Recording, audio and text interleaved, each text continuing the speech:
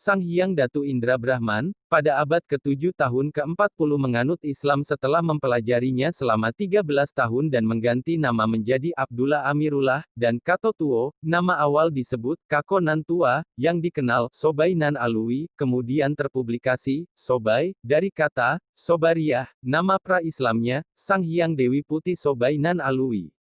Keponakan dari Indra Brahman, yang ibunya adalah kakak sulungnya dari generasi ketiga, Sang Hyang Dewi Putih Sobai Nan Alui. Masjidnya ada di Bukit Katangka ada sejak masa awal masuknya Islam dari Malim Putiah, anaknya berislam kepada Abdurrahman, sudah sejak umur 16 tahun dilanjutkan kemudian oleh Bujang Malim.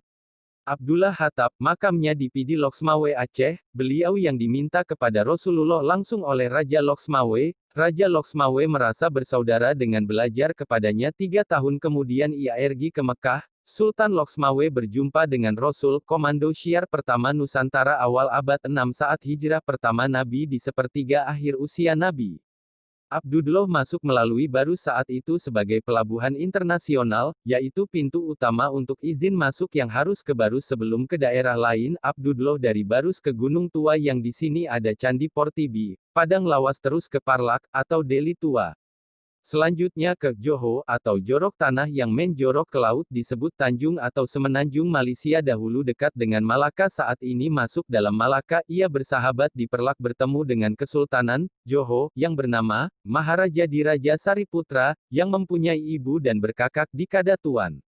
Pada masa sebelumnya dari area Kato Tuo ini 1 kilo ke arah, situs Muara Takus, sisi kanan jalan masuk ke arah kanan, disinilah komplek tempat pembelajaran, Dharmik original, di sini tersisa sebaran artefak yang menunjukkan bekas komplek universitas tertua dunia yang bercabang di India, Nalada pada masa pra-Islam bernama, Dharmapala ketika Ising 671-695 m datang hanya terlihat pondasinya saja.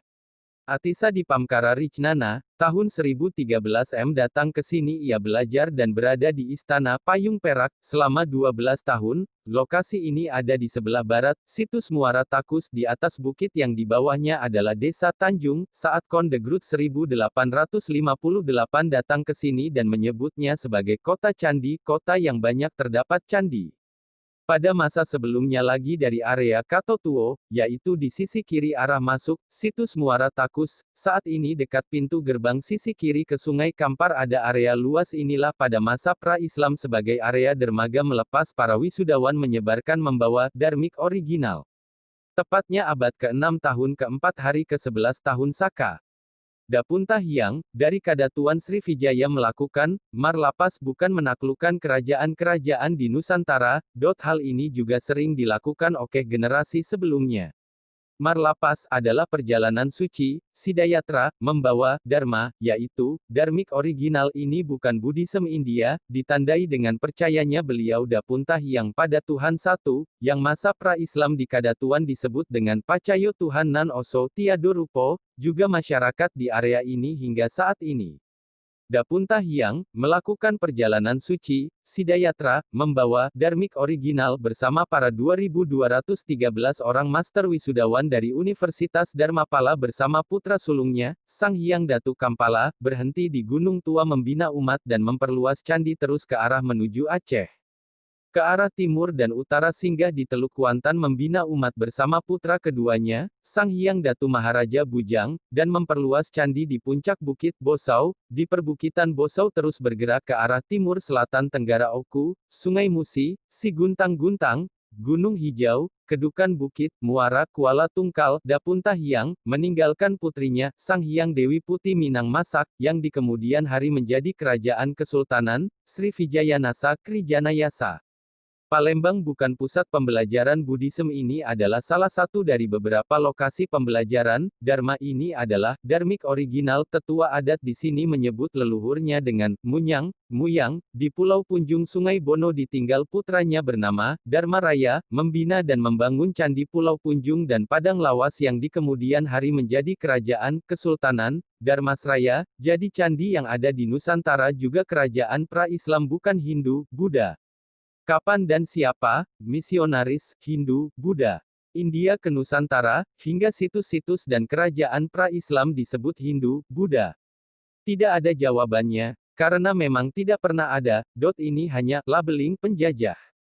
Belajar dari sejarah adalah melihat mundur 2 langkah ke belakang untuk melompat 1000 langkah ke depan, dan Dharmik original adalah ajaran leluhur bangsa Nusantara yang tergambar di Borobudur dan hingga kini tersimpan sempurna di Bali yang mendasari lahirnya ajaran Hindu, Buddha dan Jaina di India. Kitalah yang mewarnai bukan diwarnai. Architects of Deception, The Concealed History of Freemasonry, ditulis Juri Lina, Swedia 2004. Bahwa sejarah Indonesia bukan sejarah asli karena sudah dibengkokkan atau dikaburkan oleh Belanda. Ada 3 cara untuk melemahkan dan menjajah suatu negeri. 1. Kaburkan sejarahnya. 2. Hancurkan bukti-bukti sejarahnya agar tak bisa dibuktikan kebenarannya. 3. Putuskan hubungan mereka dengan leluhurnya, katakan bahwa leluhurnya itu bodoh dan primitif. Hal yang terburuk dalam pencatatan masa lalu leluhur kita adalah penghitungan awal angka tahun, Saka, di seluruh prasasti yang dihitung mulai tahun 78 Masehi, sehingga hilang semua fakta nyata sejarah nenek moyang kita sebelum tahun itu. Perpustakaan Leiden di Belanda adalah perpustakaan tentang Indonesia terlengkap di dunia. 26.000 manuskrip kuno milik Indonesia diangkut ke sana. Jika dijejer mencapai 12 km, Indonesia hanya mengoleksi 10,3 ribu. Sempurnalah kebutaan kita. Belanda datang pertama kali ke Nusantara pada tahun 1596 di pimpinan Cornelis de Houtman. Lalu datang lagi tahun 1598 hanya naik 4 kapal dengan 249 awak dan 64 pucuk meriam, belum sempat singgah Belanda sudah terlibat perang dengan rakyat pribumi.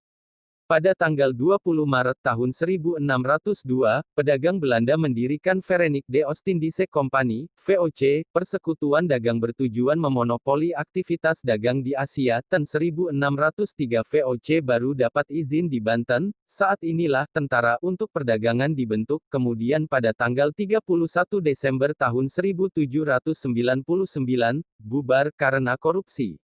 Setelah VOC bubar, pemerintah Belanda mengambil alih kendali Kepulauan Nusantara yang sejak 1800-an dikenal dengan nama Hindia Belanda. Klaim bahwa Indonesia dijajah selama 350 tahun adalah ngawur.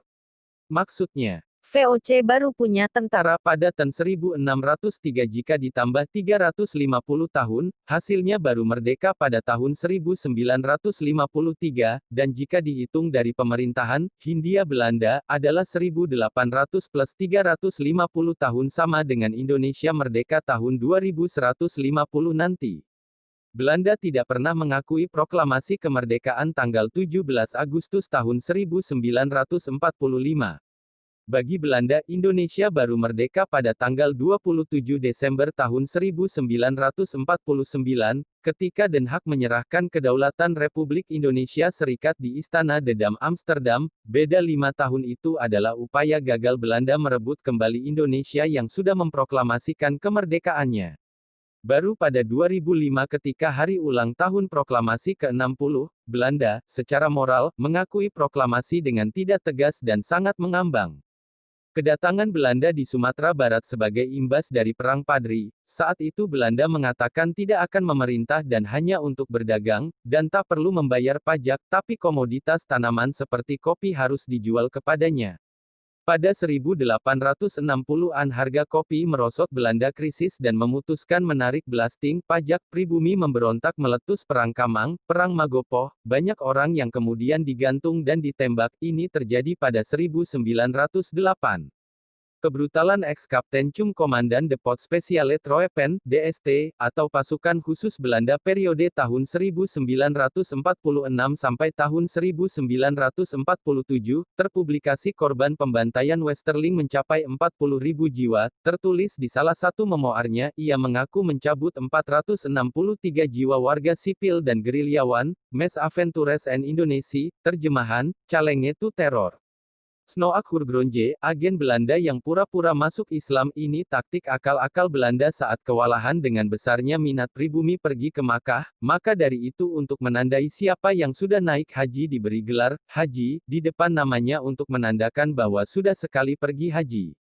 Jalan Anyer Panarukan sepanjang 1000 km, dibangun oleh Daendels Belanda, adalah tidak benar alias bohong.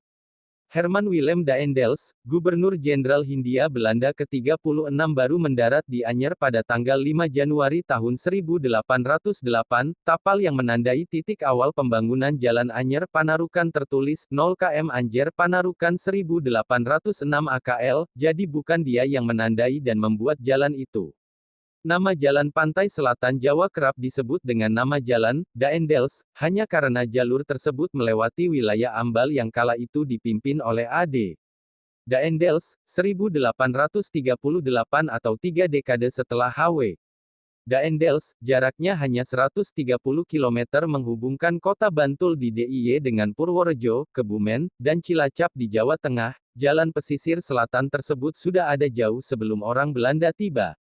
Johannes Gisbertus Hans Kasparis, filolog Belanda tahun 1954 menulis di disertasinya bahwa Borobudur dibangun pada perkiraan tahun 824 Masehi. Angka tahun yang disebut adalah angka tahun, perkiraan ini tidak akademis. Penamaan, Borobudur, dengan anggapan di dekat situs ada desa, Bore, padahal tidak ada desa yang namanya Bore. Budur, diartikan, purba, bahasa Jawa katanya, padahal arti budur bahasa Jawa itu, bisul. Relief dasarnya yang tidak diekspos ada 160 panel relief terpublikasi dengan penamaan Karmawi Bangga. Ini menggunakan tafsir dari naskah Mahakarmawi Bangga, namun tidak sepenuhnya mengikuti naskah itu. Bernet Kemper 1970 banding 151 dan 1976. Pada relief dasar yang ditutup Belanda terdapat 12 kata, Sevarga, bahasa dan ajaran yang mendasarinya asli milik bangsa Nusantara Indonesia. Tulisan SVARGGA ini bukan istilah Arab, kata Arab adalah, Jannah, di India adalah, Nirvana, Nibbana. Hanya dengan melihat, adanya arca dengan bentuk orang duduk bersila, situs ini disebut Buddha, situs yang tidak ada patung orang duduk bersila disebut Hindu. Prambanan Hindu maka mendut otomatis Buddha dan jika situs berdampingan, toleransi. Dari semua penelitian kolonial Belanda di atas tampak tidak konsisten, terhadap apa yang mereka labelkan kepada objek situs apakah Hindu, Buddha. Kapan dan siapa, misionaris India ke Nusantara, hingga situs-situs dan kerajaan pra-Islam disebut Hindu, Buddha. Tidak ada jawabannya, karena memang tidak pernah ada, ini hanya labeling. Para peziarah, pelajar dari Tiongkok datang ke Nusantara untuk belajar, mencatat dan menyalin kitab-kitab dharmik original, membawa ke negerinya. Bukan membawa ajaran dari sana disebarkan ke sini, dan Palembang bukan pusat ajaran Buddhism. Fahuan 337-422 M. Catatan perjalanan diterjemahkan dan catatan Korean recension dari teks bahasa Mandarin oleh James Legge, yang dilihat Fahuan bangunan dengan patung, di dalamnya di samping pohon besar adalah situs mendut. Pada tahun 399-414 M. Fahuan dalam perjalanan di Sefarnat Vipa mencatat, mengikuti Sungai Ponai, adalah Sungai Panai, di tempat para pelajar pernah tinggal di situ dan melakukan gerakan, berjalan berputar, mengelilingi tope, stupa juga 4 guru duduk di 4 sudut, di tempat ini, menara. Pradaksina, Prasawiya, Tawaf di, Muara Takus Equinox. Sung Yun 518-521 M mencatat adanya kekuasaan yang disebutnya Aka Kesatrapas. Dari identifikasi koin diduga telah ada sekitar tahun 225 M dengan gambar tope, atau stupa Muara Takus. Pada tahun 602-664 M, Hien Sang, mencatat apa yang dilihatnya di Sefarnat Vipa, di sampingnya ada stupa yang dibangun oleh Raja, sekitar 200 kaki tingginya, di dekat ini ada tanda di mana Tathagata berjalan ke sana kemari tawaf. Huining 664 M 667 M melakukan perjalanannya selama 3 tahun di Pulau Jawa untuk menerjemahkan sebuah sutra tentang pemahaman kehidupan setelah kematian di Nusantara ini bernama Sevarga. Penterjemahan dibantu seorang pakar Jawa yang bernama Jenana Badra. Sevarga bukan nirvana. Ising atau Yijing, tahun 671 sampai 695 M. Pengelana asal Tiongkok yang datang ke Nusantara 3 kali berangkat dari Guangzhou berlayar 20 hari selama 10 tahun di Sriwijaya 685–695 m. Ia tinggal selama 6 bulan di Sriwijaya, 2 bulan di Malayu untuk belajar Sabda Vidya, atau tata bahasa Sansekerta, Pancavidya, pengobatan, logika, seni, kerajinan dan ilmu mengelola batin. Atisa di Pamkara Ricnana, tahun 1013 m. Ia melakukan perjalanan ke Kerajaan Sriwijaya, tinggal selama 12 tahun untuk belajar lalu kembali ke India, meninggal tahun 1054 di Nyetang, Tibet. Di Indonesia pada abad 4 m sampai dengan 7 m, tidak ada tercatat misionaris Hindu, Buddha India masuk membawa ajaran ke Nusantara. Ketika Beku Asin Jinarakkhita mencetuskan ide mengadakan upacara Trisuci Waisak secara nasional di Borobudur pada tanggal 22 Mei tahun 1953. Dan mulai saat inilah terpublikasi, Borobudur menganut ajaran beraliran Mahayana, juga Palembang dipublikasikan sebagai pusat Buddha masa lalu.